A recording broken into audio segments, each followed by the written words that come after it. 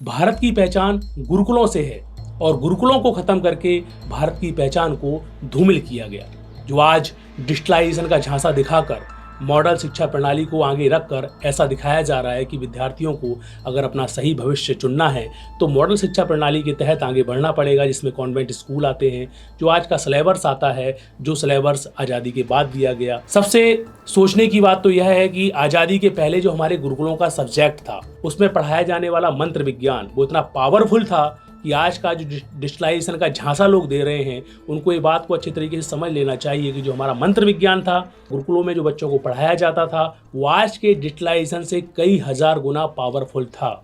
जिस शिक्षा प्रणाली को देखकर पूरा विश्व भारत के विद्यालय और भारत के गुरुकुल विश्वविद्यालयों की ओर सिर झुकाते थे, तो हमारी जो गुरुकुल शिक्षा प्रणाली थी जिसे दोहन कर दिया गया वो पावरफुल थी। और जो अभी भी गुरुकुल शिक्षा प्रणाली जो संतों के मार्गदर्शन में चल रही है वो पावरफुल है और भविष्य में भी आगे भी पावरफुल रहेगी। वर्ल्ड रीचेस एलॉन मास्क का एंडसेट्रा स्कूल, जिसमें एलॉन मास्क ने artificial intelligence, coding, rewards, engineering जैसे सब्जेक्टों को रखा है। फिर ताज्जुब की बात यह है कि जो छोटे छोटे बच्चे होते हैं उन बच्चों को न्यूक्लियर पॉलिटिक्स के बारे में समझाया जा रहा है, जबकि ये न्यूक्लियर पॉलिटिक्स एक आतंकवादी गतिविधि होती है। मतलब जो छोटे छोटे बच्चे हैं, 8 से 7 साल के जो बच्चे हैं, उनके दिमाग में आतंकवादी गतिविधियों को अंजाम देने के लिए या फिर आतंकवादी गतिविधियों को सॉल्यूशन ये दिखा रहे हैं, वो दिल और दिमाग में बचपन से डाला जा रहा है। क्राइम का लेवल बचपन से डाला जा रहा है। मतलब बच्चों को किस दिशा में लेके जाया जा रहा है। भारतीय संस्कृति का पालन करते हुए जो माता पिता अपने बच्चों को उज्जवल भविष्य की ओर आशा करते हुए देखना चाहते हैं, वो भी बहुत कंफ्यूज हो जाते हैं कि हमको बच्चों को अगर आगे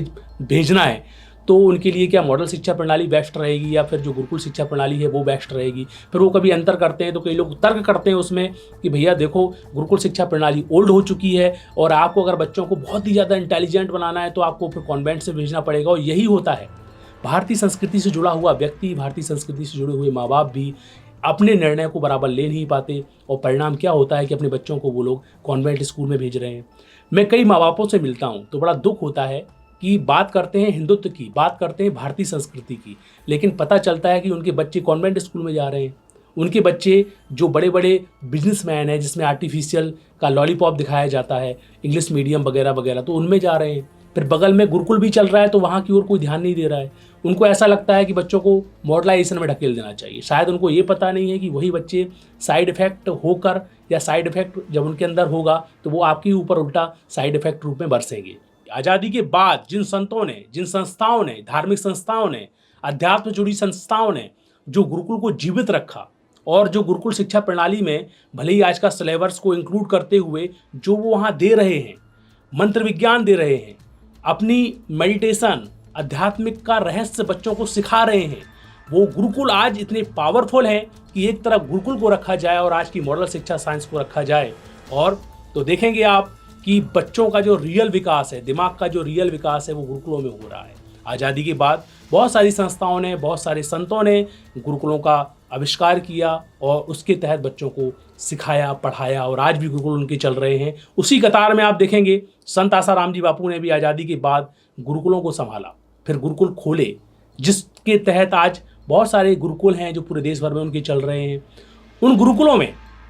जो लॉलीपॉप दिखा रहे हैं डिजिटलाइजेशन का, वो तो ज्ञान दिया ही जाता है, साथ ही साथ संतों द्वारा प्रदत्त मंत्र विज्ञान ही बच्चों को सिखाया जाता है। संतों द्वारा प्रदत्त त्रिकाल संध्या, योग, प्राणायाम, ऐसे ऐसे बुद्धिवर्धक प्राणायाम बच्चों को सिखाया जा रहा है,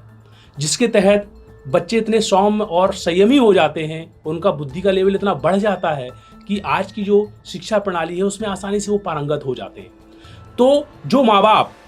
जिनको ऐसा लगता है कि हमको अगर बच्चों का उज्जवल भविष्य की ओर बच्चों को लेके जाना है तो हमको मॉडल साइंस को या मॉडल शिक्षा प्रणाली को पकड़ना ही पड़ेगा, तो उनको एक बार यहाँ पलट के जरूर देखना चाहिए कि आज की जो गुरुकुल शिक्षा प्रणाली जो आज़ादी के बाद जो बनाई गई है संतों के मार्गदर्शन में, उसमें आपको मॉडल शिक्षा प्रणाली तो मिलेगी ही, साथ ही साथ आपको मंत्र विज्ञान के रहस्य मिल रहे हैं, आपके बच्चों का संयम विकसित हो रहा है, आपके बच्चों का जो दिमाग का लेवल है वो विकसित हो रहा है, आपके बच्चे वहाँ रह रहे हैं उन आवासीय गुरुकुलों में तो वहाँ पर उनको संयम की शिक्षाएं पढ़ाई जा रही हैं। जबकि वही बच्चे जब आज की जो मॉडल शिक्षा प्रणाली में झुक रहे हैं तो आप देखेंगे ना उनके कोई ब्रह्मचर्य, ना संयम और ना ही कोई सदाचार का कोई महत्व दिया जा रहा है। और फिर घर में वो रहते हैं, ऐसी ऐसी वेब सीरीज चलाई जा रही हैं, नेटफ्लिक्स में आप देखेंगे बच्चे लोग डूबे रहते हैं। फिर ऐसे ऐसे गेम आ गए हैं कि जिस चकाचौंध में बच्चे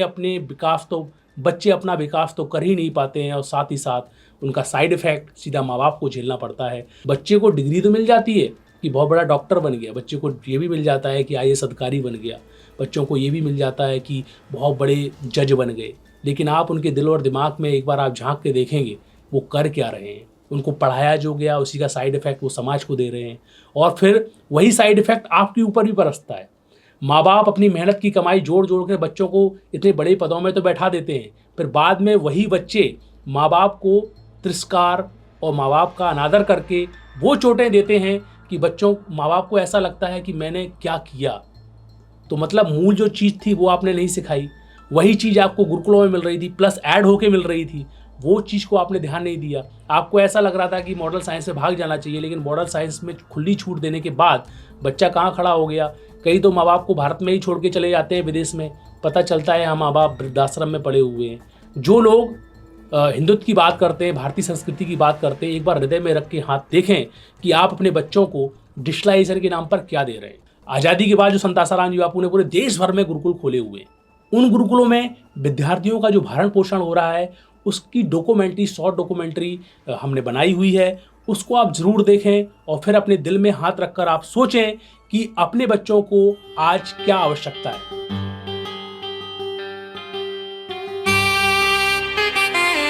बौद्धिक एवं सांस्कृतिक केंद्र भोपाल में स्थित संत श्री आशाराम जी गुरुकुल में आपका स्वागत है।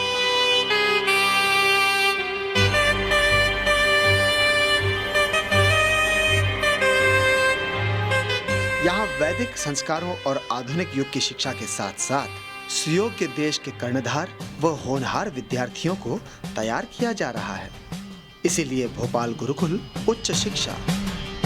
और वैदिक संस्कारों को लेकर भारतीय संस्कृति का परचम फैलाने में अग्रणी है।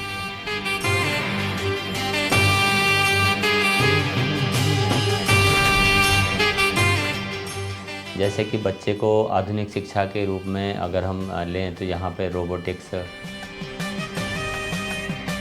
कंप्यूटर, आर्टिफिशियल इंटेलिजेंस सिखाई जाती है बच्चों को। This thing, as you can see, this is the brain of this whole device. This is home security gadget, and in this one is ultrasonic sensor. और हमारे बच्चे IIT, JEE, नीट में select हुए हैं, पढ़ करके यहाँ से गए हैं। तो ये परिणाम है हमारे शिक्षकों का मेहनत का, जो कि एक एक बच्चे पर पूरा फोकस करते हैं, उसकी स्किल डेवलपमेंट पे ध्यान देते हैं, कहाँ कहाँ उसका विकास संभव है, उसको पूरा एक वातावरण दिया जाता है कि उसका सर्वांगीण विकास हो सके। जब सन 1811 में इंग्लैंड में पहला कॉलेज खुला, तब हमारे भारत में 7,32,000 गुरुकुल चला करते थे, जहां 64 कलाएं और 70 से भी अधिक विषय पढ़ाए जाते थे। चलिए, नालंदा और तक्षशिला जैसे विश्वविद्यालयों का इतिहास तो 2000 साल पुराना है, पर अगर आज से 170 साल पहले हम जाएं, तो भारत देश में 500 से ज्यादा गुरुकुल विश्वविद्यालय चलते थे, जबकि आज 15 लाख से अधिक स्कूल, 40,000 से अधिक कॉलेज, 700 विश्वविद्यालय हैं। फिर भी 70% लोग भ्रष्टाचार को महत्व देते हैं। इस प्रतिस्पर्धा और अशांति भरे माहौल में कई बच्चों के माता पिता ऐसा सोचते हैं कि आधुनिक समय में गति के साथ चलने के लिए मॉडर्न स्कूल प्रणाली ही बेस्ट है, जबकि ऐसी सोच एक एनफोर्स्ड प्रोपागेंडा और गलत है, क्योंकि पूरे विश्व में भारतीय शिक्षा प्रणाली ही है जो आज के विद्यार्थियों को सुरक्षा, तेजी और उज्जवल भविष्य प्रदान करती है। इसलिए संत श्री आशाराम जी गुरुकुल भोपाल में विद्यार्थियों को संतों द्वारा प्रदत्त वैदिक मंत्रों का जप, ध्यान धारणा और यौगिक क्रियाओं से प्रशिक्षित किया जाता है, जिससे विद्यार्थियों का तेजी से बौद्धिक और चारित्रिक निर्माण होता है एवं विद्यार्थी बहुत ही अल्प परिश्रम से आधुनिक शिक्षा प्रणाली में पारंगत होते हैं। हाँ, हमारे विद्यालयों में भी हमारे देखिए अभी जो बच्चे हमारे IIT, JEE, नीट में सिलेक्ट हो रहे हैं, लगातार अभी बच्चे हमारे ND में भी कुछ बच्चे सिलेक्ट होकर के गए हैं,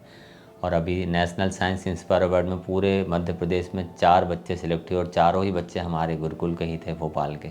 भोपाल में किसी विद्यालय से एक भी बच्चा सिलेक्ट नहीं हुआ। तो कहीं ना कहीं बच्चों में इनोवेशन थिंकिंग आ रही है, नया स्किल डेवलपमेंट आ रहा है। गुरुकुल अपनी जिम्मेदारी पूरी समझदारी से वहन कर रहा है। जैसा गुरुदेव का मार्गदर्शन आता है, समय समय पे जो आधुनिक शिक्षा में बदलाव आते हैं, उनके अनुरूप विद्यालय अपने को ढालता है, ताकि बाहर जब हमारा बच्चा जाए तो किसी भी कॉम्पिटिशन्स में, किसी भी टेक्नोलॉजी में बच्चा पीछे ना रहे।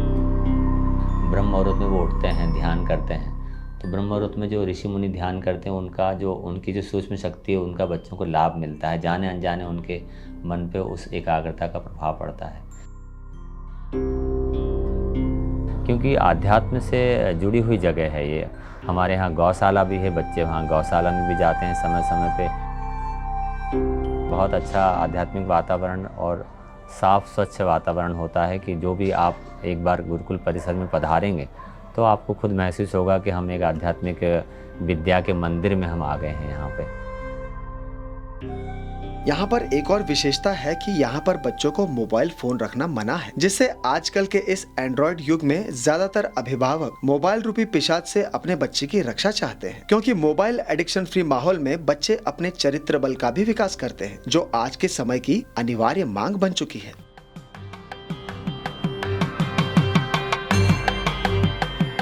इसीलिए जल्दी करें और अपने बच्चों को भोपाल गुरुकुल में शिक्षित कराने का स्वर्णिम अवसर ना गंवाएं और शीघ्र अपने बच्चों का एडमिशन दर्ज कराएं।